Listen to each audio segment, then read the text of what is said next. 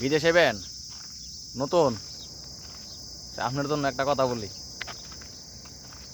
রাগ আছে না, রাগ জিনিসটা দেশ থইয়েন, এয়ারপোর্ট পর্যন্ত থইয়া পড়ায়েন। আর ধৈর্য, ধৈর্যটা বেশি করে লইয়েন মাথার ভিতরে, তাহলে বিদেশ করতে পারবেন। ঠিক আছে? রাগ এটা দেশ, ধৈর্য যতটুকু নিয়ে আসতে পারেন, তাইলে আপনি একদিন একদিন সাকসেস হইতে পারবেন। যতটুকু ধৈর্য নেওয়া যায়,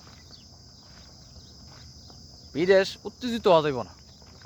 রাগ সব কিছু এভরিথিং কন্ট্রোলে থাকতে হইব।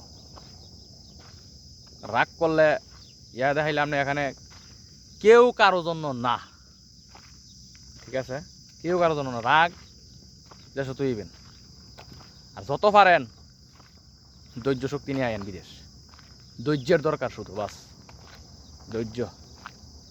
সাকসেসফুল হইতে গেলে, সাকসেস হইতে গেলে অনেক সময়ের দরকার, অনেক কঠিন, অনেক কঠিন, আবার অনেক সহজ।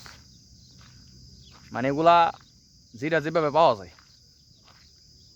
আর সব কিছুর ক্ষেত্রে আপনার ধৈর্য থাকতেইব, ধৈর্য ধরতেইব।